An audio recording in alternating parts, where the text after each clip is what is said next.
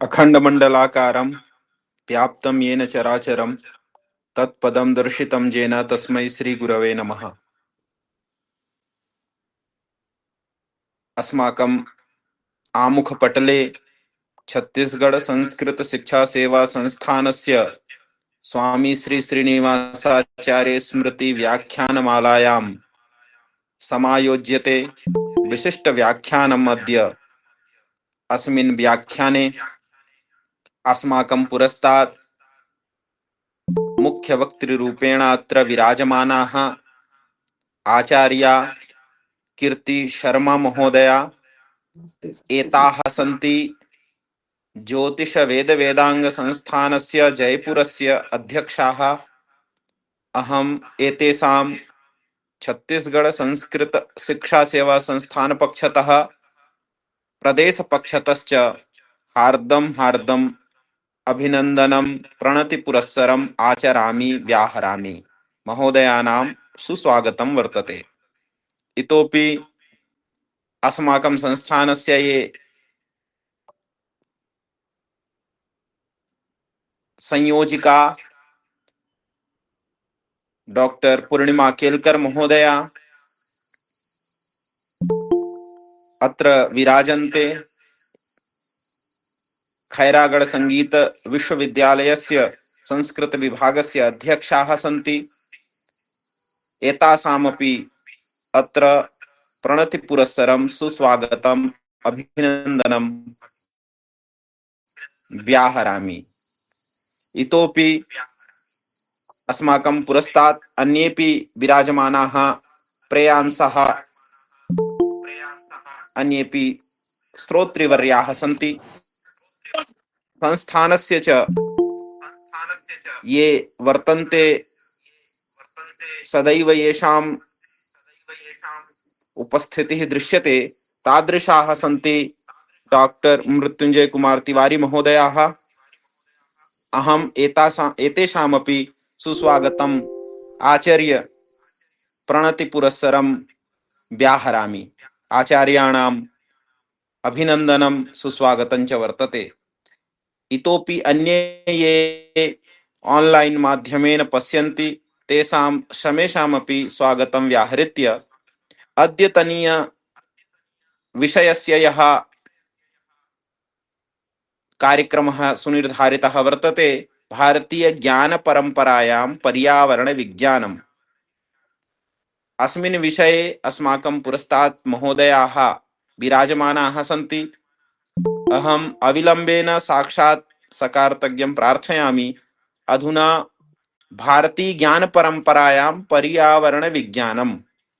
हमारे भारतीय ज्ञान परंपरा में पर्यावरण विज्ञान की जो उपयोगिता और सदुपयोगिता की जो वास्तविक स्थिति को निरूपण किया गया है, इस पर्यावरण दिवस के समुपलक्षण में हम इस कार्यक्रम को भी देख सकते हैं और इसीलिए यह विषय भी अत्यंत समसामयिक भी है। इसलिए पर्यावरण दिवस के इस शुभ अवसर पर यह एक विशिष्ट व्याख्यान आप सबके सामने उपस्थित है। महोदया से मैं प्रार्थना करता हूं कृपया अपना वक्तव्य समुद्बोधन आरंभ करने की कृपा करेंगे। या देवी सर्वभूतेषु बुद्धिरूपेण संस्थिताय नमस्तस्यै नमस्तस्यै नमस्तस्यै नमो नमः। उपस्थित सभी विद्वानजन, छत्तीसगढ़ संस्कृत शिक्षा सेवा संस्थान के पदाधिगण, डॉक्टर मृत्युंजय तिवारी सर और अन्य सभी श्रोता सर का मैं हार्दिक प्रणाम करते हुए अपने उद्बोधन को प्रारंभ करती हूँ। कल पर्यावरण दिवस गया और आज निर्जला एकादशी है। जल को भी हम पर्यावरण से ही जोड़ते हैं। हमारे वेद पुराणों में जल का बहुत महत्वपूर्ण स्थान है पर्यावरण के विषय में। मैं यहीं से अपना उद्बोधन शुरू करूंगी। जो प्राचीन भारतीय वैदिक ग्रंथों में है, वैदिक दर्शन में है, उपनिषदों में है, पुराणों में है। हमारे वैदिक ग्रंथों में जैसे वेद पुराण इत्यादि में प्रकृति की पूजा सर्वोत्तम सबसे पहले की जाती रही है। जब भी हम कोई वेद से संबंधित कर्मकांड करते हैं, कोई पूजा पाठ करते हैं, तो वहां हम सबसे पहले प्रकृति की पूजा करते हैं। पेड़ पौधे जल वायु और भूमि, ये जो 5 तत्व हैं, इन सबको हमारे जीवन में बहुत महत्वपूर्ण हमारे आचार्यों ने, हमारे ऋषि मुनियों ने माना है। इस तथ्य को सत्य साबित करते हुए पृथ्वी सूक्त नाम से अनेक मंत्र और सूत्र हमें प्राप्त होते हैं। उनमें अथर्ववेदीय पृथ्वी सूक्त विशेष प्रसिद्ध है, जिसमें कुल 63 मंत्र हैं। मैं यहाँ वेद वाक्य नहीं पढ़ूंगी, क्योंकि वेद वाक्य में जरा सी भी अशुद्धि होने पर उसका बहुत दोषारोपण होता है, दोष लगता है, इसलिए मैं आपको सिर्फ हिंदी में ही बताऊंगी। जो जरूरी है वही मंत्र मैं पढ़ूंगी। एक अन्य पृथ्वी सूक्त ऋग्वेद के 5वें मंडल के 84वें सूक्त में भी हमें प्राप्त होता है, जो कि सभी वेद के विद्वानों को ज्ञात है।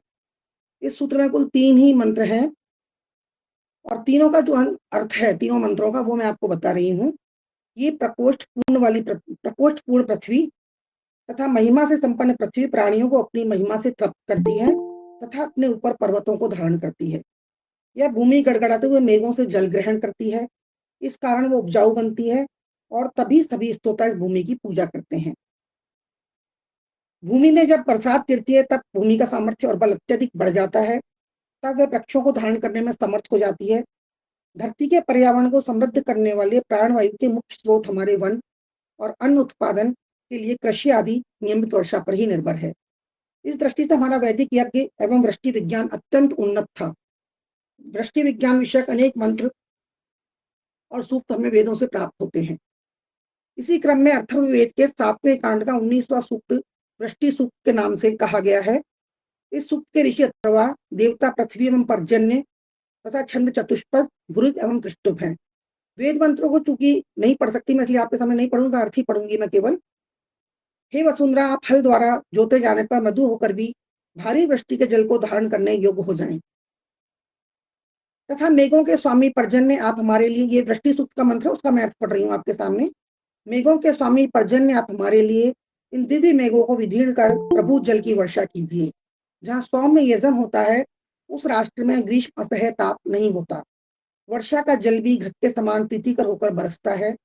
हेमंत ऋतु में भी अतिशय गात्र संकोचन रूप शीत बाधा नहीं सताती तथा पृथ्वी भी जीवनदायिनी होकर समृद्धि को प्राप्त करती है।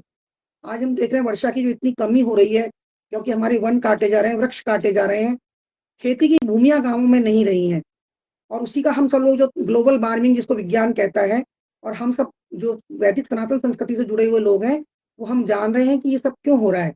क्योंकि पहले घर घर में ऋषि मुनि यज्ञ को महत्व देते हुए वनों में यज्ञ करते थे, अरण्य वन में होते थे, घरों में भी यज्ञों को महत्व दिया जाता था। लेकिन आज हमारे घरों में भी जो आज के युवा पीढ़ी है, वो तो यज्ञ के विधि विधान ही नहीं जानती, और यज्ञ कैसे किया जाए उसको भी नहीं जानती, और क्या इसकी उपयोगिता है। पिछले कुछ दिनों पहले मैंने जर्मन की कोई किताब थी, उसमें मैंने पढ़ा था कि जर्मनी में यज्ञ की भस्म से बहुत सारी दवाइयों का उपचार किया जा रहा है।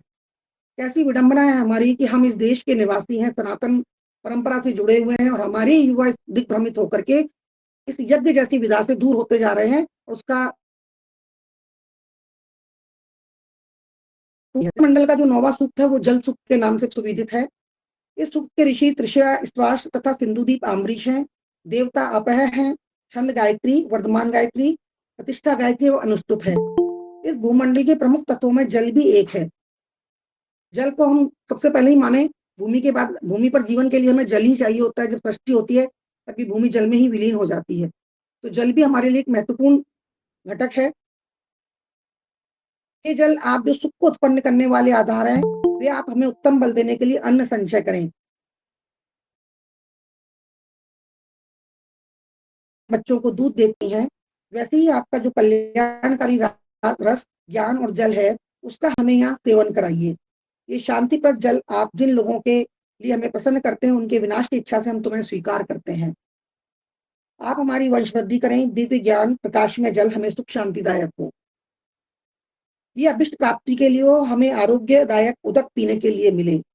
वे हमें रोग और अवर्षण दूर करने के लिए हमारे ऊपर क्षरित हो। जल अभिलाषित वस्तुओं के स्वामी हैं, वे ही रोग निवारण आरोग्य करने में समर्थ हैं, वे ही प्राणी मात्र को बसाने वाले हैं। मैं उनसे औषधि की प्रार्थना करता हूँ। जल में सब औषधियों और सब जगत को सुख देने वाली अग्नि भी है। ये सोम ने मुझसे कहा है, जलो हे जलो, मेरे शरीर के लिए संरक्षक औषधि दो, जिससे निरोग होकर मैं बहुत काल तक सूर्य को देखता रहूं। मुझ में जो दोष हो अथवा मैंने जो द्रोह किया है, जो मैंने शाप दिया हो, जो असत्य भाषण किया हो, वे सब जल दोष या जल मेरे शरीर से बाहर कर दें। मैं शुद्ध बन जाऊं। आज जल में मैं प्रविष्ट हुआ हूँ, ये जल के रस के साथ सम्मिलित हुआ हूँ। हे अग्नि, तू जल में स्थित है और मेरे पास सार मुझे उस तेज से युक्त पेड़ पौधों की पूजा कर, तो उस तेज से युक्त कर। ये उस मंत्र का भावार्थ था जो मैंने आपको हिंदी में बताया है। इसी तरह से श्रीमद् भागवत में भी भगवान श्री कृष्ण कहते हैं, पश्येतान महाभागान परार्थे कांत जीविताम वात वर्षात पहिमान सहंतो वार्यंती नः अहो ऐशाम वरम जनम सर्व प्राणियों जीवनम सुजन सये अवेशा विमुक्ता विमुखा यंती नार्थिन। पत्र पुष्प फलक छाया मूल वलकल दारू भी गंध निर्याय स्तंभ समाधि स्थित। तो श्री कृष्ण कहते हैं कि मेरे प्यारे मित्रों, देखो ये वृक्ष कितने भाग्यवान हैं। यदि हम देखें पूरी प्रकृति में, तो दत्तात्रेय जी के 24 गुरुओं में पहली गुरु पृथ्वी थी और दूसरे वृक्ष थे। तो देखिए वृक्ष कितने भाग्यवान है, इनका सारा जीवन केवल दूसरों की भलाई के ही काम में आता है। ये स्वयं तो हवा के झोंके, वर्षा, धूप और पाला सब कुछ सहते हैं, परंतु हम लोगों की उनसे रक्षा करते हैं। भगवान कृष्ण कह रहे हैं कि इन्हीं का जीवन सबसे श्रेष्ठ है, क्योंकि इनके द्वारा सब प्राणियों को सहारा मिलता है, उनका जीवन निर्वाह होता है। जैसे किसी सज्जन पुरुष के घर से कोई याचक खाली हाथ नहीं जाता कभी, वैसे ही इन वृक्षों से सभी को कुछ ना कुछ अवश्य मिल जाता है। ये अपने पत्ते, फूल, फल, छाया, जड़, छाल, लकड़ी, गंध, गोंद, राख, कोयला, अंकुर और कोंपले भी हम लोगों की कामना के लिए हमें प्रदान करते हैं। स्कंद पुराण में भी कहा गया है, अश्वत्थ में के पिचु मंडपे नयो नय गोरोधमयकम दश चीन चन्निकान कपिथ बिल्वा मल त्रयिंच पंचाम पतवा नरकम च न पश्यत। अर्थात पीपल का एक नीम, एक मटका वृक्ष और इमली के 10 पेड़ और एक बील का पेड़ हमें लगाना चाहिए। बील, बट और आंवला के 3 और एवं आम के 5 पेड़ लगाने वाले व्यक्ति को कभी भी नरक के दर्शन नहीं होते। मैं आप सबसे यही निवेदन करूंगी कि इस समय मानसून सत्र आने वाला है, बारिश आने वाली है, जगह जगह बारिश होगी। कम से कम हम अपने जीवन में 5 पेड़ तो लगाने का संकल्प हम ले ही सकते हैं। मैं एक साल में 5 पेड़ तो आपको नहीं कह सकती, क्योंकि बहुत कठिन कार्य है, शायद कुछ लोग नहीं भी कर पाए। पर यदि हमने जीवन में 5 पेड़ भी लगा दिए तो हम हमारी इस वसुंधरा को हरा भरा करने में कहीं पीछे नहीं रहेंगे। आज देखिए विदेशों में कितने देश ऐसे हैं जो जंगल लगा लगा करके, वनों का उत्पादन, वनों में वृक्ष लगा लगा के अपने यहाँ उत्पादन को बढ़ोतरी दे रहे हैं। और एक हम हैं जहाँ हमारे यहाँ वैदिक विज्ञान इतना उन्नत था, उन लोगों ने हमसे ही सीखा है सब कुछ, और वो हमारे ही वैदिक विज्ञान को प्रयोग में लेकर के और उसको काम में लेकर के उन्नतशील देश बन रहे हैं। लेकिन अब भारत भी हमारा धीरे धीरे विकसित राष्ट्रों की श्रेणी में शामिल हो रहा है। तो कम से कम हम भी इस तरफ ध्यान दें कि हम भी इस बारिश के मौसम में कम से कम 5 वृक्ष तो ऐसे लगाएं जो लोगों को छाया भी दे सकें, जिनका पत्ता, फूल सब कुछ काम आता हो। और 5 वृक्ष ऐसे लगाएं फूल वाले, जैसे बोगेनविलिया, जिसको कि कोई तोड़ता भी नहीं है। उसको आप पीपल के पेड़ के सारे अगर लगा देंगे तो उसमें रंग बिरंगे फूल आते हैं और उन पुष्पों को कोई तोड़ता भी नहीं है। तो वो वैसे भी पृथ्वी सुंदर लगेगी, आपका मकान भी सुंदर लगेगा, आपका घर भी सुंदर लगेगा। हम देखें तो मनुष्य का मन, प्रकृति और मनुष्य एक दूसरे के पूरक हैं। आप कभी भी देखिए, जब हम हरी भरी जगह पर जाते हैं, हरियाली वाले स्थानों पर जाते हैं, तो स्वतः ही एक मन में स्फूर्तता आती है, मन में उमंग आती है उसको देख करके। जहाँ जल, वर्षा, पहाड़, इस तरह के नज़ारे हमें जब देखने को मिलते हैं, लोग हिल स्टेशन क्यों जाते हैं? वो इसीलिए जाते हैं कि वहाँ जाके उनके मन को असीम शांति का अनुभव होता है। और यदि हम अपने घर में ही इन सब चीज़ों को कर लें, थोड़े से वृक्ष लगा लें, थोड़े से फूल वाले पौधे लगा लें, रोज प्रतिदिन शाम को, गर्मी का मौसम है, बारिश का मौसम है, शाम को उनके बीच में हम जाकर के बैठें, तो हमें निरंतर ही हमें ऐसा लगेगा जैसे वो जो छोटे छोटे पौधे हैं, जो पुष्प है, वो हमसे बात कर रहे हैं। ये मेरा व्यक्तिगत अनुभव है कि उनके बीच में जाकर के हम अपना मानसिक तनाव भूल जाते हैं। कितना भी आपके जीवन की परेशानियां हो, आप उनके बीच में रहकर इन सब चीजों को भूल जाएंगे। प्रकृति के साथ मनुष्य का अच्छा तालमेल है, और उससे मित्रतापूर्ण संबंध सिर्फ मानव ही नहीं, अपितु पूरे विश्व के जीव जगत के सुखमय जीवन, उज्जवल भविष्य के लिए अत्यंत आवश्यक है। वर्तमान में जो जलवायु परिवर्तन हो रहा है, उससे न केवल मनुष्यों के लिए बल्कि पूरे जीव जंतु और वनस्पति जगत के लिए भी एक बहुत बड़ा संकट पैदा हो रहा है। जलवायु परिवर्तन के कारण करोड़ों लोग अपना स्थान छोड़कर अन्यत्र विस्थापित होने में मजबूर हो रहे हैं। आप देखिए पलायन होने लगा है गांवों से शहर की तरफ, और शहर में जब वो लोग आ जाते हैं तो गांव की अपनी जमीनों को बेच देते हैं। आने वाले समय में सुनने में आता है कि शायद अन्न की कमी होगी बहुत ज्यादा। अब आप सोचिए, जिनके पास जमीनें और जिन्होंने जमीनें बेच दी हैं, वो अन्न उत्पादन कैसे करेंगे? भूखे मरने की नौबत लोगों की आ जाएगी। तो मैं तो यहाँ पे, अगर जो जुड़े हुए व्यक्ति हैं, सभी विद्वान जन, उनसे मैं यही निवेदन करूंगी, अगर आपके परिवार के पास 1 बीघा जमीन भी है तो आप उसको बेचे नहीं, आप उसमें कुछ ना कुछ बोते रहें, उसको उपजाऊ बनाए रखें, क्योंकि आने वाले 10 साल बाद आपको वही ज़मीन अमृत बरसाने वाली नज़र आएगी।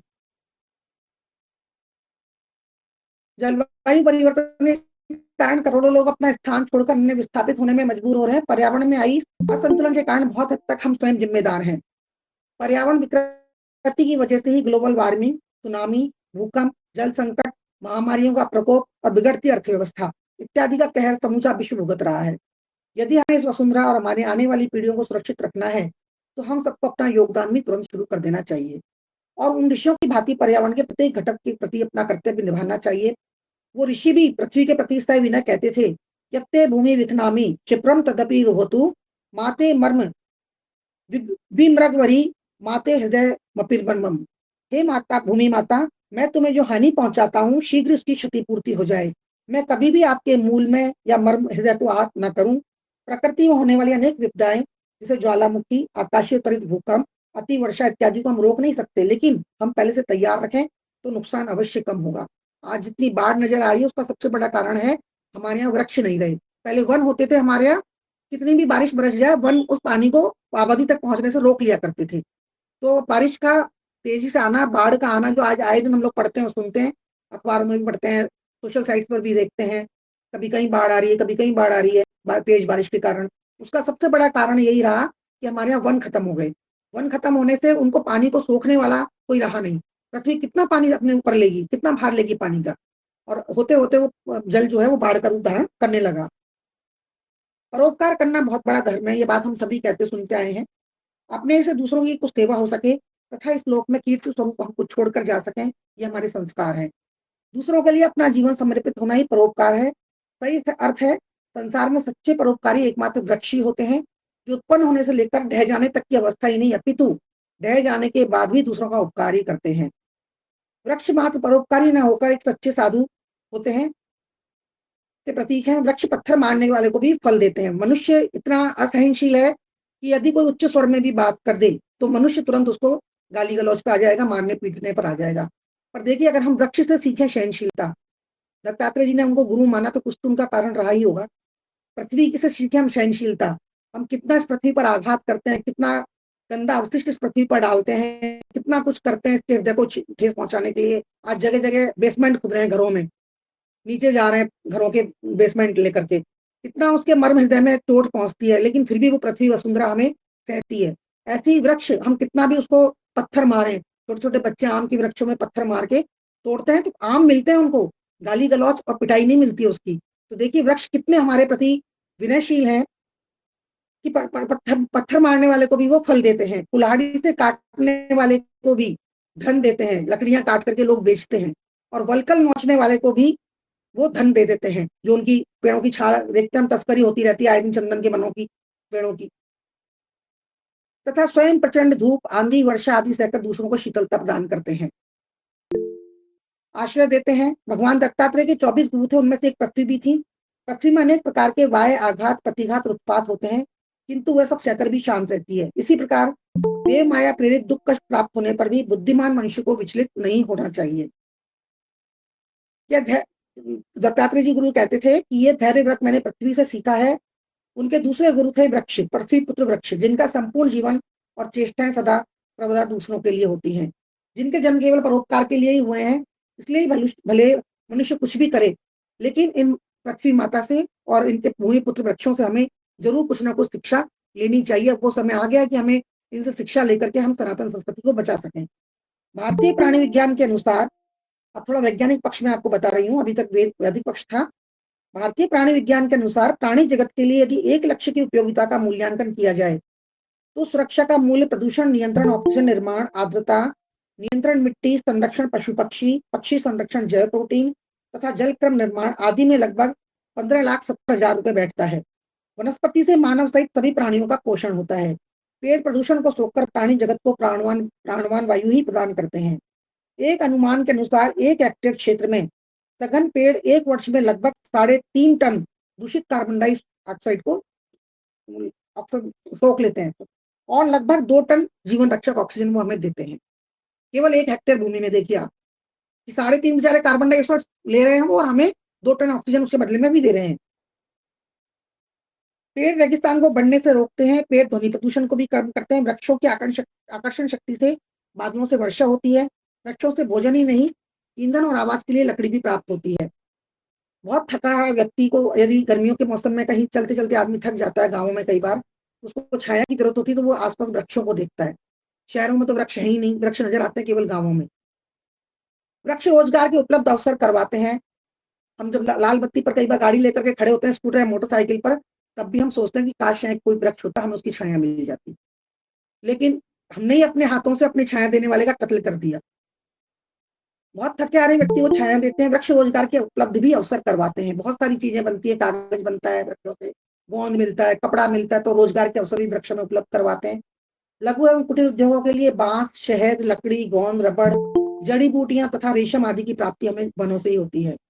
वृक्षों की पत्तियों से कृषि के लिए खाद भी प्राप्त होती है। वन उत्पादनों के निर्माण से देश की अर्थव्यवस्था को भी बल मिलता है। भारतीय संस्कृति में पर्यावरण संरक्षण और पर्यावरण प्रदूषण नियंत्रण की व्यवस्था वैदिक और पौराणिक काल से चली आ रही है। यजुर्वेद में जल, वनस्पति, औषधि आदि के संरक्षण की कामना करने वाली अनेक वेदवाणियां हमें प्राप्त होती हैं।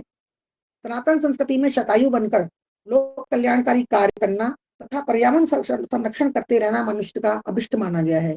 सार्वभौमिक जीवन को श्रेष्ठ और परम लक्ष्य निरूपित किया गया है। जीवन शास्त्र ग्रंथों में मानवीय मूल्यों के उन्नयन को प्रथम पंक्ति में रखना भारतीय संस्कृति की विशेषता है। विश्व को भगवान का विराट रूप मानकर उसकी सेवा, रक्षण, पोषण करना ही वास्तविक पर्यावरण संरक्षण है। वास्तव में मात्र पेड़ वृक्षों का नाम ही पर्यावरण नहीं है, हमारी चारों तरफ उपस्थित वनस्पति जगत के अतिरिक्त नदी, सरोवर, बावड़ी, पहाड़, चट्टाने, हवा, बादल, हाथी, घोड़ा, गाय, भैंस, बकरी, कुत्ता, बिल्ली, मूषक, ये जो छोटे-छोटे जीव जंतु है, चींटी, कबूतर, चील, तोता, ये सभी सूक्ष्म जीवाणु सभी पर्यावरण में सम्मिलित हैं। क्योंकि धीरे-धीरे वन समाप्त हो रहे हैं, तो आप देखिए आए दिन सुनने को जयपुर में तो बहुत मिलती है कि शेर बस्ती में घुस गया, बाघ बस्ती में आ गया। बेचारे वो क्या करेंगे बाघ बस्ती में अगर नहीं आएँगे तो? क्योंकि हमने उनके रहने के स्थानों पर अधिग्रहण कर लिया, तो वो बस्ती में ही आएँगे फिर। सांप घरों में घुसते नज़र आते हैं, बारिश का मौसम होता है, वो अपने बिलों से निकल के बाहर भागते हैं और घरों में घुस जाते हैं। क्यों नहीं भागेंगे वो? जब ज़मीनें ही नहीं रहेंगी, मकान बन जाएँगे, तो फिर वो घरों में ही घुसेंगे और कहाँ जाएँगे? सूक्ष्म जीवों के उपकार को भी हमें नहीं भूलना चाहिए। सृष्टि में अनगिनत गतिविधियां वृक्ष के कारण संचालित होती हैं। आज भी जब कोई ज्योतिषी किसी को बता देता है कि चींटी के बिल में आटा डालिए, तो हम चींटी का बिल ढूंढने के लिए कहाँ जाते हैं? पीपल के पेड़ के नीचे, कि कहीं बिल बना हुआ होगा चींटी का, वहां चींटियां घूम रही होंगी और वहां हमें चींटी को दाना डालना है। अब देखिए ये भी तो हमारे पर्यावरण का ही हिस्सा है। जब पीपल के वृक्ष ही नहीं रहेंगे, नीम के वृक्ष ही नहीं रहेंगे, तो हमें चींटी कहाँ मिलेगी आटा देने के लिए? हम कहाँ दान पुण्य कर पाएंगे अपना? मनुष्य शरीर में लगभग 10 खरब सूक्ष्म जीव पाचन संस्थान में रहकर भोजन को पचाते हैं। इनकी संख्या में कमी होते ही शरीर रोगग्रस्त हो जाता है, जिसको हम लोग एंटीबॉडीज कहते हैं। वो भी हमारे शरीर में वही छोटे-छोटे जीवाणु हैं। इनकी संख्या में कमी होते ही शरीर रोगग्रस्त हो जाता है। कीटनाशक रसायनों का अंधाधुंध छिड़काव पर्यावरण के लिए अत्यंत क्षतिकारक है। आज देखिए फसलों में यूरिया आदि का इस्तेमाल होने लग गया। सब्जियाँ 12 महीने हर मौसम की सब्जियाँ आती हैं। जो पहले सब्जियाँ सर्दियों में आती थी, वो सर्दियों में ही आती थी, गर्मियों में आती थी, वो गर्मियों में ही आती थी। लेकिन आज हम खुद देखें उनके स्वाद में कितना परिवर्तन आ गया है, क्योंकि केमिकल्स के साथ वो बढ़ रही हैं। जबकि फूल, ये वृक्षों की पत्तियाँ, सूखे हुए फूल, ये सारी जो चीज़ें होती हैं, इनको हम खाद के रूप, फलों के छिलके, इन सबको हम खाद के रूप में प्रयोग में ले सकते हैं। बस थोड़ी मेहनत करने की ज़रूरत होती है। सनातन संस्कृति में तो संपूर्ण सृष्टि की ही चिंता की गई है। अगस्त्य ऋषि स्पष्ट उल्लेख करते हैं कि ब्रह्मांड की सुरक्षा पृथ्वी की सुरक्षा पर निर्भर है। सनातन धर्म की मुख्य पहचान है जलप्रियता। जलप्रियता सभी 16 संस्कारों में जल के अभाव में से संभव नहीं है। सभी 16 संस्कारों में जल सबसे पहले काम में लिया जाता है। हम कोई भी पूजा पाठ करते हैं, अपनी पंचामृति में के पात्र में सबसे पहले जल ही लेते हैं, शुद्ध जल लेकर के बैठते हैं। कोई भी कार्यक्रम घर का शुभ कार्य होगा, हम उसमें जल में का ही काम में लेंगे। शिव जी का रुद्राभिषेक यदि हमें करना है, तो उसके लिए हमें जल चाहिए। अब जब वृक्ष नहीं होंगे, बारिश नहीं होगी, तो वो जल हमें कहाँ से प्राप्त होगा? जल को जीवन और अमृत की संज्ञा दी गई है। गर्मियों के मौसम में बच्चों को डायरिया और हैजा, बड़े-बड़ों को भी हो जाता है, बच्चों को भी हो जाता है। सबसे पहले डॉक्टर यही कहता है कि इसको पानी पिलाइए अच्छा सा, उबाल करके, ठंडा करके। जब जल धीरे, इसीलिए उसको अमृत की संज्ञा दी गई है। ज्योतिष शास्त्र में चंद्रमा हमारा जल है, हमारा मन है, हमारा जल है। शरीर का, पूरे शरीर का जो जल है, वो चंद्रमा है। लक्ष्मी की उत्पत्ति भी जल से ही हुई है। अब यदि हम जल की अवज्ञा करने लगेंगे, जल का ही मिसयूज़ करने लगेंगे, तो फिर हम लक्ष्मी की प्राप्ति कहाँ से कर सकते हैं? और नारायण का निवास भी जल ही है, तभी इसीलिए उनको नारायण कहा गया है। संपूर्ण सृष्टि की उत्पत्ति जल से ही है। स्नान, देव पूजन में से पूर्व सभी जल स्रोतों का आह्वान किया जाता है। अब ऋषियों ने जो बोला है, एक श्लोक मैं आपको बता रही हूँ। सर्वे समुद्रः सरित स्थित तीर्थानि जलदा नदाः आयन्तु देव पूजा द्रुत क्षय कारकः गंगे च यमुने च गोदावरी सरस्वती नर्मदे सिंधु कावेरी जलेस्मिन् सन्निधि कुरु। वन रक्षण और संवर्धन के लिए संपूर्ण समाज में, ये जो श्लोक मैंने बोला, इस श्लोक में ये जो 5 नदियों के नाम है, ये यदि प्रतिदिन लेते हैं, हमारे शास्त्र में बताते हैं कि यदि हम इन 5 नदियों का नाम सुबह उठते ही लेते हैं, तो हमारा जीवन बहुत अच्छा बीतता है, सकारात्मकता जीवन में आती है। हमारे शास्त्रों में बताया गया कि सुबह जब आप पृथ्वी पर पहला कदम रखते हैं, तो अहम पृथ्वी पुत्रो भूमि, ये बोला जाता है। तो हमें पृथ्वी पर चरण रखने से पहले पृथ्वी को प्रणाम करना चाहिए। जब हम पूजा पाठ करके खड़े होते हैं उस पृथ्वी पर, जमीन पर से, तो अपने आसन को समेटते हमें पृथ्वी को प्रणाम करना चाहिए, तभी वो, ये सब शास्त्रों की बातें हैं कि देखिए हमारे यहाँ ऋषियों का दर्शन कितने उच्च कोटि का था कि उन्होंने प्रकृति के एक-एक अंग को इतने उससे लिया। भगवान श्री कृष्ण ने गोवर्धन पूजा की परंपरा चलाई। गोवर्धन पर्वत है वो, उसमें उन्होंने पूजा की परंपरा चलाई। वर्षा रोकी उसी के माध्यम से, के द्वारा जल बरसाया या अमिट रूप से उसको रोका उन्होंने। वन रक्षण और संवर्धन के लिए संपूर्ण समाज में अनुकूल वातावरण निर्मित करने की सर्वाधिक आवश्यकता है। इसके लिए जन चेतना जगाने हेतु सामाजिक वानिकी प्रचार प्रसार होना चाहिए।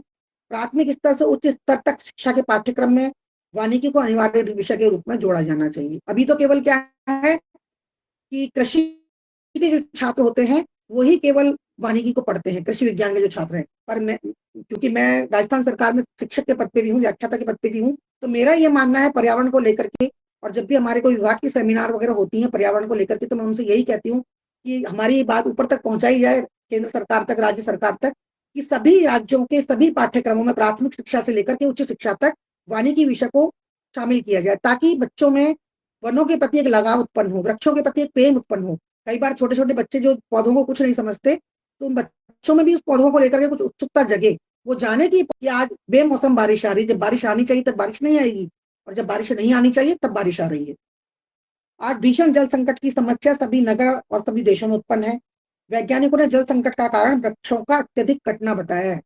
वैज्ञानिक जिस विषय पर अब बात कर रहे हैं, विज्ञान आया है 1900 में, वैदिक संस्कृति है सदियों पुरानी, द्वापर त्रेता काल की।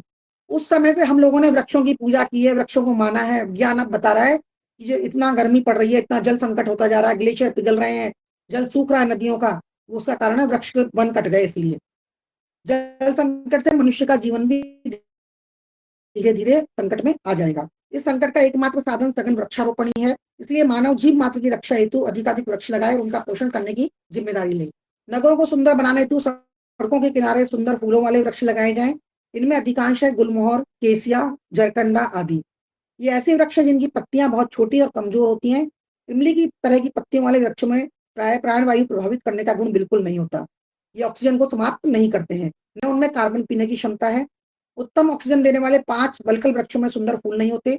कई अज्ञानवश लोगों ने सड़कों के किनारे ऐसे वृक्ष लगा दिए जो पानी सोखने वाले। वो एक लंबा सा पेड़ आता है जिसको कहते हैं, नाम याद नहीं आ रहा मुझे, उसकी पत्तियों को घिसने में खुशबू आती है। वो कुछ सालों पहले उन पेड़ों को लगाने का इतना प्रचलन चला कि लोग खेतों में भर-भर के लगाने लगे। बाद में जाकर के पता चला कि वो पेड़ जमीन के पूरे पानी को सोख लेता है।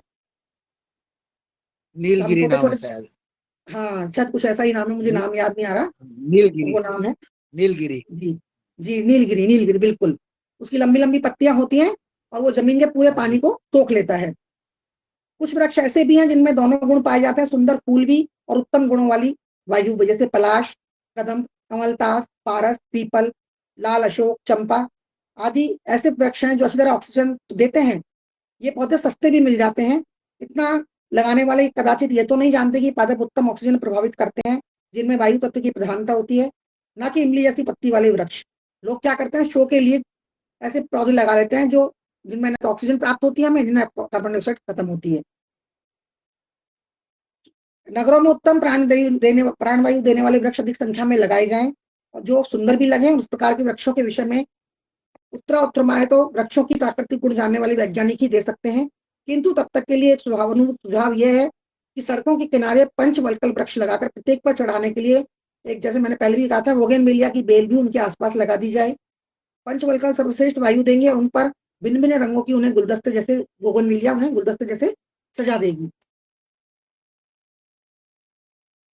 अब हम देखें तो जो भारतीय ज्ञान परंपरा जो परंपरा इसमें पर्यावरण संरक्षण का जो उपाय था, उसमें प्राकृतिक संसाधनों का संरक्षण भी था, जीवन शैली में बदलाव भी था और उसका एक आध्यात्मिक दृष्टिकोण भी था।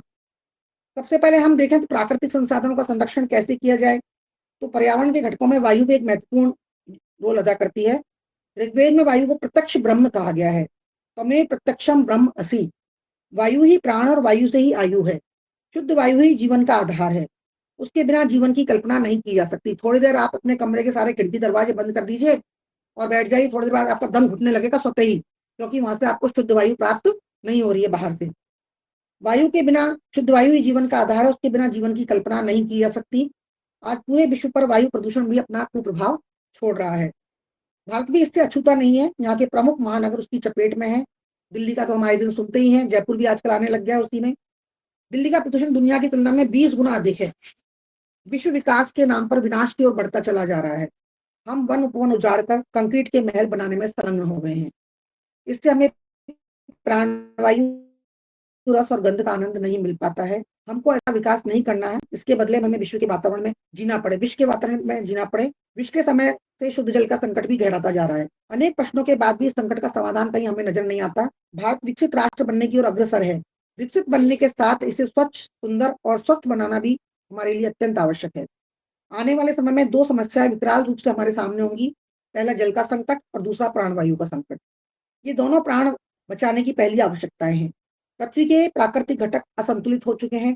कई नदियां सूख चुकी हैं, कई में पानी की मात्रा घट रही है।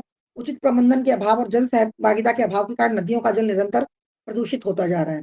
पक्षियों की अनेक प्रजातियां नष्ट हो चुकी हैं। आप अगर गौर करें, छत्तीसगढ़ में तो खैर पेड़ पौधे काफी हैं, इसलिए वहां मिल जाते होंगे कोई।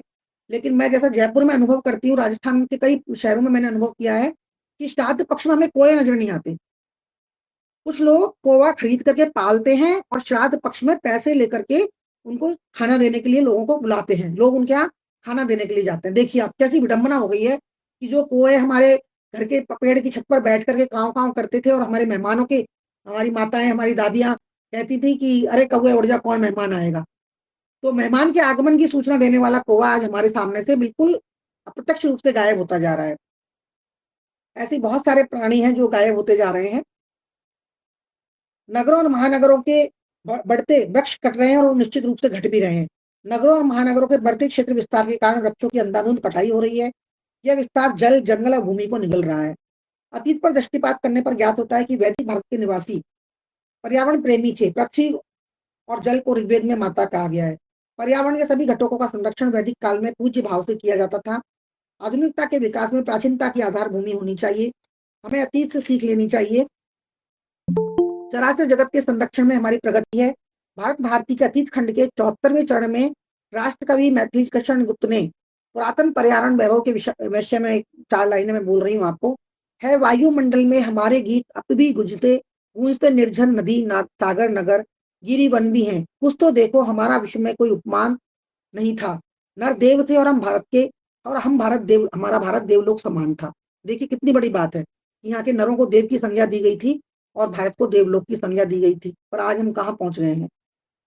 जीवन शैली में बदलाव। ये जगत बहुत सुंदर है। इसके शिल्प काटने से बड़े मनोयोग इसने इसे शिल्पकार ने बड़े मनोयोग से गढ़ा है। धरा को अनुशासन में बांधने के लिए सीमाहीन व्योम की रचना की है। सूर्य को जगत का प्राणदाता बना दिया है और उसके सौरमंडल की सुइयों पर मनुष्य का जीवन नियमबद्ध हो गया है। मानव श्रृंखला, भिन्न भिन्न पशु प्रजातियां, पक्षीगण, तरह तरह के जीवनदायी वनस्पति युक्त वृक्ष और दिव्य छटायुक्त पुष्प, सभी नाना प्रकार के अद्भुत से लालित्य लिए इतनी सुंदर कालजयी रचना जिसकी सुचारू गतिशीलता का कोई और नहीं, इतना हम सब मनुष्यों ने पाया है। अर्थात सबसे बड़ा उपहार अनमोल पर्यावरण, जिसकी व्यापकता, विशालता, गंभीरता शब्दों से परे है। जीवन की विगत वर्षों में मैंने प्रकृति में बहुत परिवर्तन देखे हैं। पहले सड़कें खाली खाली और निरापद होती थी। बड़े बड़े जलाशय उनके समीप होते थे। आज भी कहीं अगर हम गाँवों की तरफ जाते हैं जो बहुत दूर दराज के गाँवों में है, उनमें यदि हम देखें तो वहाँ आज भी जलाशय मिल जाता है जहाँ बारिश का पानी होता है उस तालाब में, और वो पूरे साल तक चलता है। तो आप देखिए उससे कितने जीव पानी पीते हैं। गाँवों की गाय भैंस आती है, उसमें स्नान करती हैं, उसमें जल पीती हैं। कितने सारे पशु पक्षियों के वो काम आता है। गाँव के कई किसान जो उनके आसपास भूमि होती है खेती की, वो कई बार उसमें इंजन लगा करके उससे पानी भी ले लेते हैं। उन तालाबों में एक बिना खोदे ही कुआं टाइप बन जाता था, छोटी सी कुई, जिसका पानी गाँव की औरतें भर के आज भी ले जाती हैं कई गाँवों में। आज भी ऐसी चीज़ें हैं राजस्थान के कई गाँवों में। शब्दों से पर्यावरण की विशालता, गंभीरता शब्दों से परे है। जीवन के विगत वर्षों में मैंने प्रकृति से बहुत परिवर्तन देखे। पहले सड़कें खाली-खाली और निरापद होती थीं। बड़े-बड़े जलाशय उनके समीप होते थे। वनस्पति युक्त पेड़ों की शीतलता सड़कों को सराबोर करती थी। प्राय घरों में ही कुएँ और द्वार पर नीम का पेड़ लगा हुआ हो करता था। मंद-मंद हवा के झोंके से सहलाती गाँव की धरती और शहर ज़्यादातर साफ-सुथरे होने लगे। फिर शनैः-शनैः क्रमिक विकास हुआ, जो होना तो नियतिवश था। जनसंख्या बढ़ी, पर्यावरण का स्वरूप बदलता गया। मैंने स्वयं देखा है, मेरे माता-पिता के घर में एक बहुत बड़ा नीम का पेड़ हुआ करता था और मेरा रोज़ का क्रम था सुबह-शाम, उस चौक में इतना कचरा हो जाता था कि उसकी झाड़ू मेरे ही ज़िम्मे थी। तो वो नीम का पेड़, और जब मेरे भाई ने उस पेड़ को कटवाया तो मुझे इतना दुःख हुआ, मैं उस वृक्ष को देखकर कई घंटों तक रोती रही, कटे हुए वृक्ष को देखकर। क्योंकि मेरा एक उससे लगाव था बचपन से, उसमें सावन के महीने में हम झूले भी डालते थे, झूले भी झूलते थे। लेकिन धीरे-धीरे पर्यावरण का जो स्वरूप बिगड़ता गया, वो मैंने खुद अपनी आँखों से देखा, इसलिए मुझे पीड़ा भी होती है। मानव अति भौतिकतावादी बनता गया, हवाई जहाज, गाड़ियाँ, एसी उसके जीवन का अंग बने। बड़े-बड़े निर्माण में बिजली उत्पादन के लिए बड़े-बड़े बाँध बने। वृक्षों का रोपण भी हुआ और उसके अनुपात में पुराने बड़े वृक्षों का अत्यधिक कत्लेआम भी होता गया। ऐसी बात नहीं, पेड़ नहीं रोपे, और उसके जयपुर का ही मुझे ध्यान है, कुछ वर्षों पहले की बात है, कोई 10-12 साल पहले की, सड़कों पर के किनारे जितने पेड़ लगे हुए थे, सारे पेड़ों को काट दिया। क्यों साहब? 8 लाइन का 8 लाइन का रोड बनेगा, हाईवे, इसलिए। और बाद में उनके वो जो पेड़ लगाए गए वो कुछ दिनों तक तो चलते रहे, उसके बाद वो पेड़ झड़ गए, सूख गए, खत्म हो गए। आज उस हाईवे पर चलने के लिए एक भी वृक्ष की छाया नज़र नहीं आती है। ये तो मैं राजस्थान की बात बता रही हूँ आपको, जहाँ की कृषि सबसे ज़्यादा कृषि पर ही निर्भर है, जहाँ की जनसंख्या सबसे ज़्यादा। सड़कें कंक्रीट से बनने लगी, धरती में जल का जाना कम होता गया, पूरे तालाब काट दिए गए। हैंडपंपों से और बाद में बिजली से चलने वाले सबमर्सिबल पंपों से बोतल के जल का उपयोग अधिकता से होने लगा। दुर्भाग्य या विडंबना कहें, हम कुछ मनुष्यों की, कि हमेशा धन तो हमें अधिकतम चाहिए, पर प्रकृति की हमें कोई चिंता नहीं है। नदियों में गंदगी न डालें, उनमें कई जगह सीवर का पानी मिल रहा है। हमारे यहाँ राजस्थान में भी एक है, जयपुर में ही है, गोविंद देव जी के मंदिर के पीछे, उसमें अच्छा सा जलाशय है। उसमें सारे आस-पास के जितने भी मकान हैं, सबकी सीवर लाइन का जल आता है उसमें, और रात को उसमें पानी का रिसाइकिल होता है और उसमें नाव से सैर कराई जाती है। नदियों में गंदगी न डालें, उनमें कई जगह सीवर का पानी मिल रहा है। दुर्गा उत्सव, गणेश उत्सव पर विशाल मूर्तियों का बड़ी संख्या में विसर्जन करना इत्यादि जीवन शैली का हिस्सा बन चुका है। देखिए, पार्थिव शिवलिंग की पूजा हमारे यहाँ भी होती रही है पहले से, वैदिक काल में, लेकिन हमने उनका कभी इस तरह से उठा करके, जिस तरह हम देखते हैं जब दुर्गा पूजा के बाद और गणेश पूजा के बाद हम देखते हैं कि जलाशयों में किस तरह से मूर्तियों को धक्का दिया जाता है, और वो मूर्तियाँ मिट्टी की नहीं होती है, पीओपी की बनी होती है, जिसको प्लास्टर ऑफ पेरिस कहा जाता है, और जो गलता नहीं जल्दी से।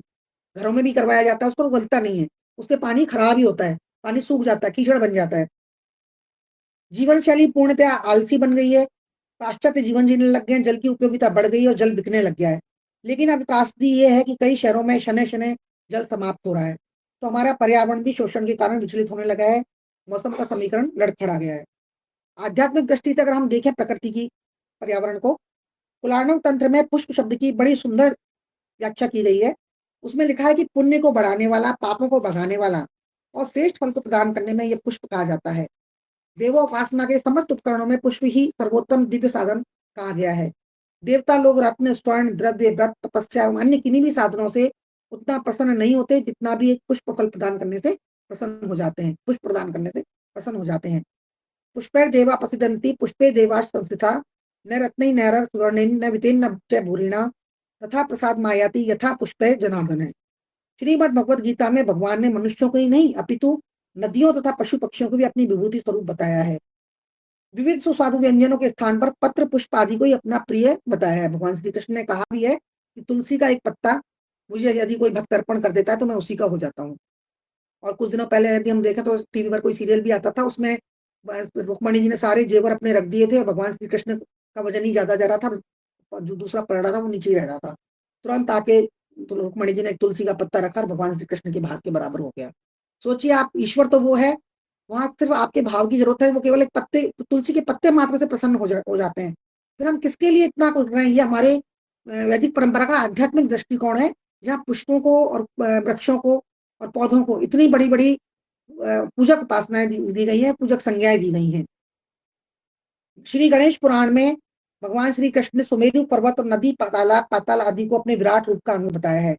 गोवर्धन पर्वत को श्री कृष्ण, तिरुमला को भगवान वेंकटेश, कैलाश पर्वत को भगवान शिव तथा विंध्यादि पर्वतों को माँ भगवती का आदि शक्ति का निवास स्थान और स्वरूप बताया गया है।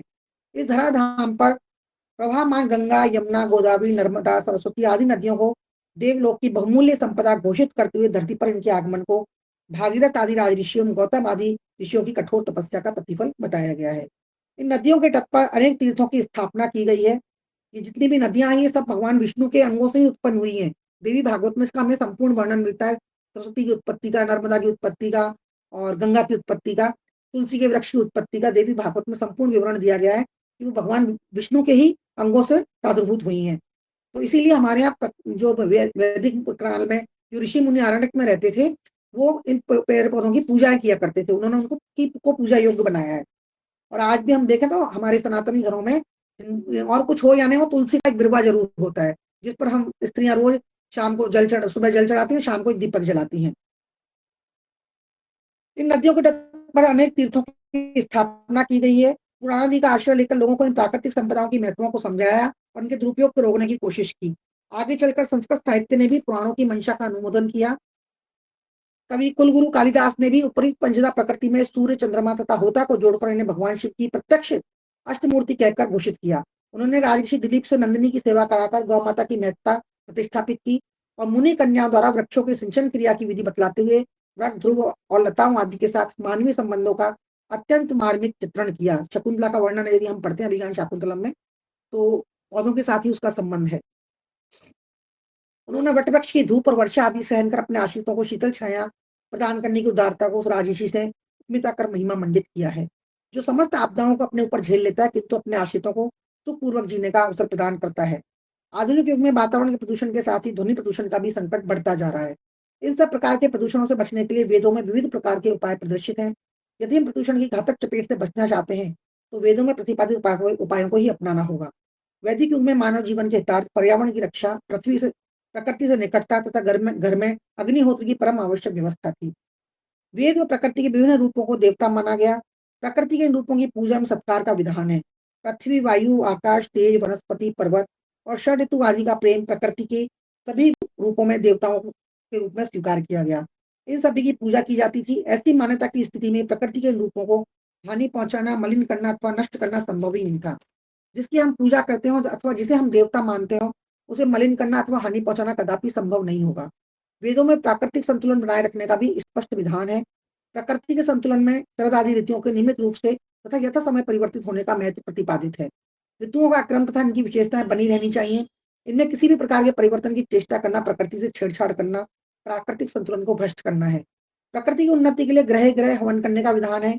यदि प्रत्येक ऋतु में प्रतिदिन यज्ञ का आयोजन होता हो जिसमें सुगंधी तथा औषधीय गुणों वाली द्रव्यों की आहुति दी जाए तो प्रदूषण को आज भी निष्प्रभावी बनाया जा सकता है। अथर्ववेद में जलवायु तथा वनस्पति पर पर्यावरण की शुद्धि तथा सुरक्षा निर्भर है। ऐसा कहा गया है कि इन तीनों की शुद्धि तथा संतुलन से प्रदूषण की समस्या स्वतः समाप्त हो सकती है। अंत में मैं अपनी कुछ पंक्तियों के साथ अपनी वाणी को विराम देती हूँ। सघन वन उपवन मध्य प्रविष्ट रुचिर पवन गुरुकुल थे दिव्य, जहाँ करते थे ज्ञान प्रदान आत्मदर्शी ऋषि निकट सुशिष्य, पठन पाठन पावन स्वाध्याय प्राप्त कर शुचि निसर्ग सानिध्य, प्रकृति के पुण्य अंग ध्यान ऋचा ऋषियों ने शुभ साहित्य, पतंजलि आर्यभट्ट चरकादि तपोवन में कर चिंतन ध्यान, जगत कल्याण हेतु दे गए परम उत्कृष्ट ज्ञान विज्ञान, हो रहे विस्मत वैदिक मंत्र ऋचाओं सहित गूढ़ विज्ञान, सनातन संस्कृति के ये स्तंभ साम के दिव्य अलौकिक ज्ञान, सनातन संस्कृति की बटशाह बुलाती हमें प्रकृति की ओर, भूल क्यों गए नैमी शारण प्रभाती गाती मंगल भोर। इन्हीं शब्दों के साथ मैं अपना वाणी को विराम देती हूँ। धन्यवाद। धन्यवादाः आचार्य शर्मा महोदया, कीर्ति शर्मा महोदया। अद्भुतम् अद्वितीयं व्याख्यानं वर्तते एतासां, यतोहि पर्यावरणम् अधिकृत्य भारतीय ज्ञानपरम्परायां कीदृशम् अन्वाख्यानं दृश्यते तत्सर्वम् एताभिः अत्र आभासीय पटलमाध्यमेन प्रतिपादितं। तस्मात् एतासां पौनः पौन्येन सकार्तज्ञं धन्यवादं वितनोमि। आपका बहुत बहुत धन्यवाद। विशेष रूप से आपने सभी पुराण से लेकर के वेद के बहुत सारे मंत्रों का उद्धरण करते हुए पर्यावरण का तादात्म्य संबंध मनुष्य के साथ कैसे है और उसकी औचित्यता कहाँ तक सिद्ध हो रही है, उसको पूरी तरह से स्पष्ट किया। ये एक अद्भुत और समसामयिक दृष्टिकोण से यह धन्यवाद। हमारे लिए अत्यंत लाभकारी व्याख्यान है धन्यवाद। महोदया। आपने मुझे अवसर दिया, इसके लिए जी मैं आपकी आभारी हूँ। जी जी, विशेष रूप से आपका ये व्याख्यान बहुत ही उत्तम और उत्कृष्ट रहा। इसी बीच में हमारे आभासी पटल माध्यम से जुड़े हुए हैं डॉक्टर पूर्णिमा केलकर महोदया, खैरागढ़ संगीत कला विश्वविद्यालयस्य अध्यक्षाः संस्कृत विभागस्य भवत्याः सन्ति। अधुना प्रार्थयामि अस्मान् उद्बोधयन्तु, अथ च धन्यवादम् अत्र प्रयच्छन्तु, सर्वान् ज्ञापयन्तु इति। नमो नमः। ध्वनिः आयाति न वा? आम्, आयाति। माता भूमि पुत्रोऽहं पृथिव्या। अत्यन्त उपादेयम् इदं व्याख्यानं वस्तुतः भारतीयज्ञानपरम्परायां पर्यावरणम् इति विषयम् अधिकृत्य महोदयायाः इदं व्याख्यानं समेषां कृते उपादेयं वर्तते। महोदयया एव उक्तं यत् वृक्षारोपणम् अवश्यमेव कर्तव्यम्। जीवने पञ्चवृक्षाणाम् आरोपणं कर्तव्यं, सत्यमेव अस्ति। वस्तुतः वृक्ष, प्रकृति, ये हमारी संस्कृति के, हमारे जीवन के आधार हैं। महोदया जी ने अभिज्ञान शाकुंतलम का उदाहरण दिया। बड़ा सुंदर श्लोक है जब वो महर्षि कण्व बात करते हैं, पातुम न प्रथमं व्यवस्थिति जलम युष्मा स्वपीतेशया ना धत्ते प्रियमण्डनापि भवता स्नेहेन या पल्लवम आद्येव कुसुम प्रकृति समयी यस्या भवत्युत्सवा सेयं याति शकुंतलापति गृहं सर्वैरनुज्ञायताम्। वृक्ष आज्ञा भी देते हैं, कोकिलरवं सूचयित्वा। तो ये वृक्षों का जो एक सांकेतिक भाव है, ये हमारे कवियों के हृदय में क्यों आया? क्योंकि हमारा जो एक आध्यात्मिक वातावरण है, आध्यात्मिक पर्यावरण है, वो हमें इसके लिए प्रेरित करता है। और महोदया जी ने एक संकेत किया कि जल की जो हमारे लिए महत्ता है, आपो नारः इति प्रोक्तः।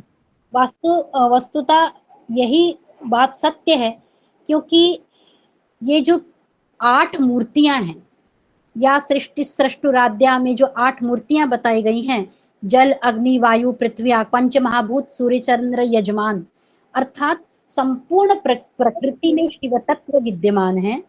और इसी बात को महोदया जी ने बड़े सारगर्भित रूप में हम सबके समक्ष प्रस्तुत किया और हमें प्रकृति से जोड़ने का, तादात्म्य स्थापित करने का प्रयास किया।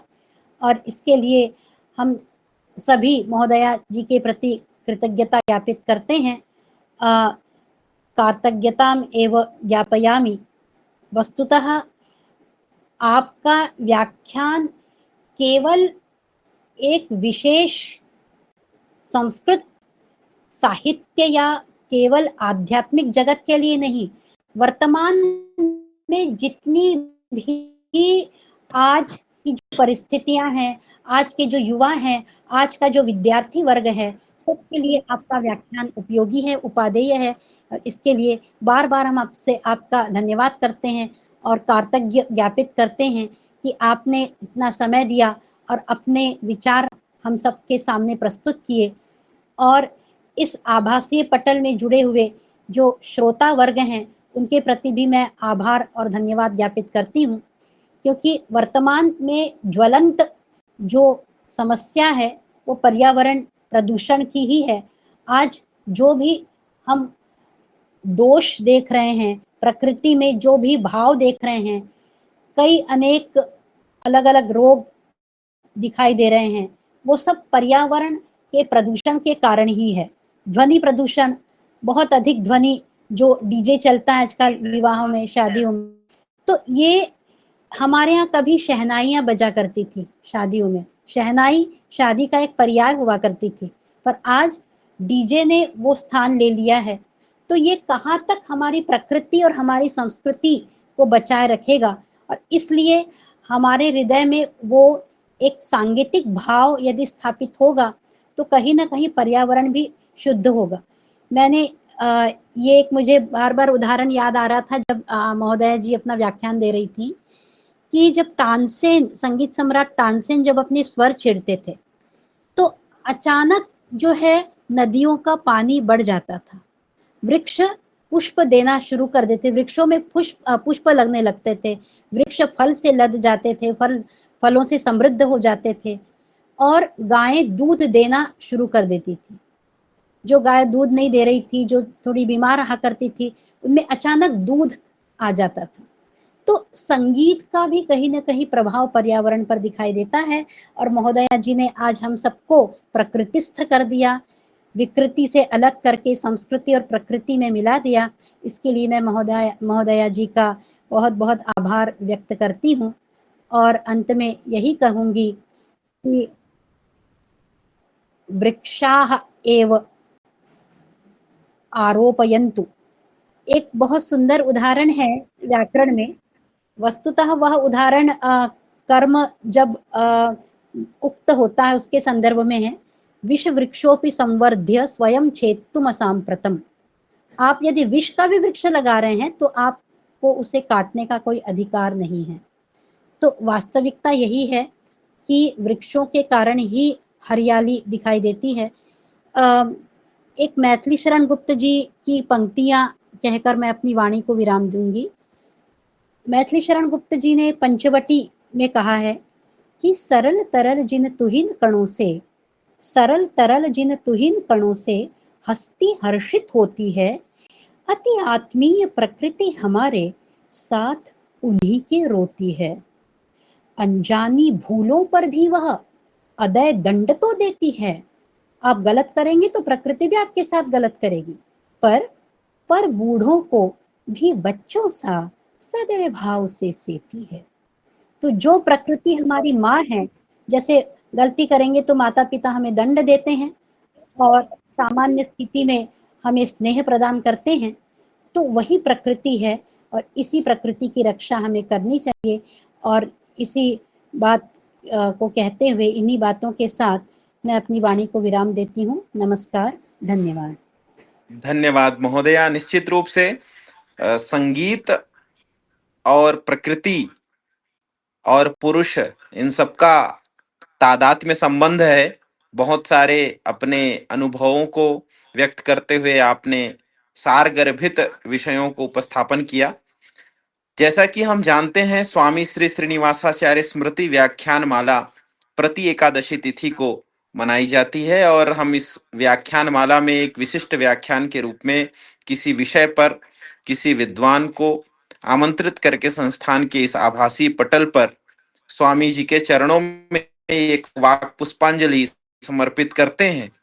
यह व्याख्यान भी उनके चरणों में समर्पित करते हैं, ऐसी कामना के साथ यह विशेष व्याख्यान स्वामी जी के विषय में और भी बहुत सारे विषय हैं जो जानते हैं। हमारे भैया श्री स्वामी महावीर शर्मा जी जुड़े हुए हैं, मैं उनको सादर प्रणाम करता हूं और आमंत्रित करता हूं दो शब्द स्वामी जी के बारे में कहते हुए हमें पुण्य स्मृति का लाभ प्रदान करें, जिनके नाम से ये व्याख्यान माला चल रही है। अनवरत उनकी कृपा हमारे ऊपर है और निश्चित रूप से हम भारत के सभी विद्वानों को इस मंच में लाने का प्रयास करते हैं। अभी हमारे सामने जो विदुषी बैठी हुई हैं, ये ज्योतिष वेद वेदांग संस्थान जयपुर से हैं और वहां से आई हुई हैं। इसी तरह पूरे भारत से सभी लोग आते हैं और इस व्याख्यान माला से जुड़ते हैं और हम इस व्याख्यान को स्वामी जी के चरणों में समर्पित कर देते हैं। तो निश्चित मैं भैया जी से प्रणाम पूर्वक निवेदन करता हूं, हमें आशीर्वचन स्वामी जी का प्राप्त करावें। जय श्रीमन नारायण भैया, सादर प्रणाम। इस छत्तीसगढ़ संस्कृत सेवा संस्थान में जुड़े हुए समस्त बंधु और बहनों से सादर प्रणाम पूर्वक निवेदन है। अभी जो विदुषी द्वय जिनका अभी व्याख्यान चला, वस्तुतः अनुभवजन्य और अध्ययनजन्य दोनों सामंजस्य के साथ जो बातें कही, और जो खैरागढ़ से बहन जी हैं उनके स्वर में तो लता जी की आभास होती है अद्भुत बात है। और बहुत सुंदर उनका अभिभाषण रहा, उनके द्वारा जो कृतज्ञता ज्ञापित की गई है वह भी बहुत ही अद्भुत रहा। परम पूज्य स्वामी जी महाराज ने अपने जीवन में संस्कृत और संस्कृति इन दोनों पर ही अपना पूरा जीवन लगा दिया। आप तो भली भांति परिचित हैं, आप उनके आश्रय में रह करके संस्कृत का भली भांति अध्ययन करके आज इस स्थान पर आप विराजमान हैं। और हम तो आप लोगों के बीच में मलयागिर के पर्वत पर जैसे बबूल का वृक्ष रहता है तो अपने आप सुवासित हो जाता है, उसी भांति आप लोगों के आभा मंडल से हम भी सुवासित हुए। और इस प्रकार से स्वामी जी के स्मरण में, उनकी स्मृति में ये व्याख्यान माला चल रही है। इसके लिए संस्थान कोटि कोटि साधुवाद की पात्र है। मैं बस हृदय से आभार व्यक्त करता हूँ, आप सबके चरणों में सादर प्रणाम अर्पित करता हूँ। जय श्रीमन नारायण, जय जय श्री राम। जय श्रीमन नारायण भैया जी। निश्चित रूप से आप स्वामी जी को जितना अंतरंग से जानते हैं हम भी उतना नहीं जान पाए हैं। हम उनसे अध्ययन किए हैं, उनका जो उनकी जो विद्या है वो विद्या हमारे स्मृति में है, और हम ऐसा सोचते हैं कि विद्या स्मृति रूप से वो आज भी हमारे पास में उपस्थित हैं।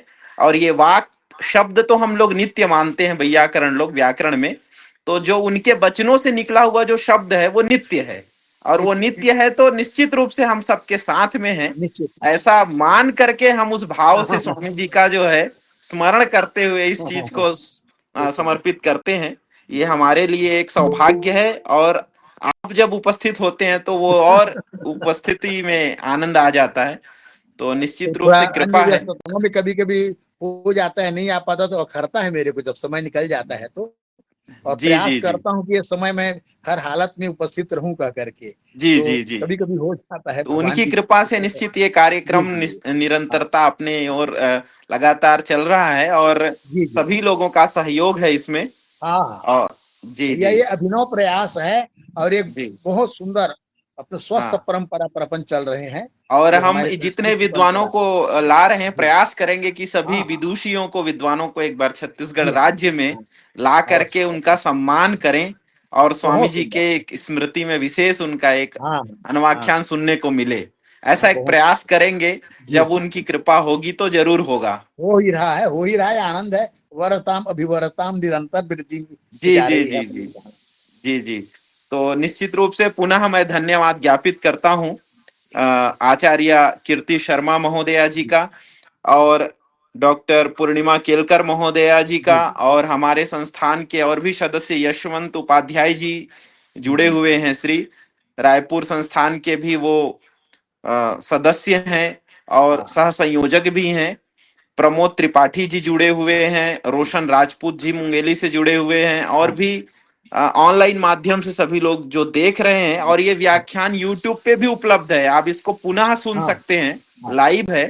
तो निश्चित रूप से सभी को पुनः पुनः धन्यवाद ज्ञापन करते हुए पर्यावरण दिवस की बहुत बहुत बधाई, शुभकामना। और ये प्रायोगिक हो, जैसा कि हमें निर्देश हम सब जानते हैं कि एक वृक्ष जरूर लगाएं जीवन में, और वो वृक्ष जो है अपने माता पिता गुरुजन सभी के नाम से। और यह व्याख्यान उसी क्रम में उपादेय सिद्ध होगा। मैं पुनः सभी का धन्यवाद ज्ञापन करते हुए एक साथ सभी को शांति मंत्र, कल्याण मंत्र के साथ हम यहाँ पर विराम करेंगे। सभी लोग अनम्यूट कर लीजिए जी। सर्वे भवन्तु सुखिनः, सर्वे सन्तु निरामयाः, सर्वे भद्राणि पश्यन्तु, मा कश्चित् दुःखभाग् भवेत्। ओम शांति शांति शांति। सभी को सादर प्रणाम, बहुत बहुत धन्यवाद।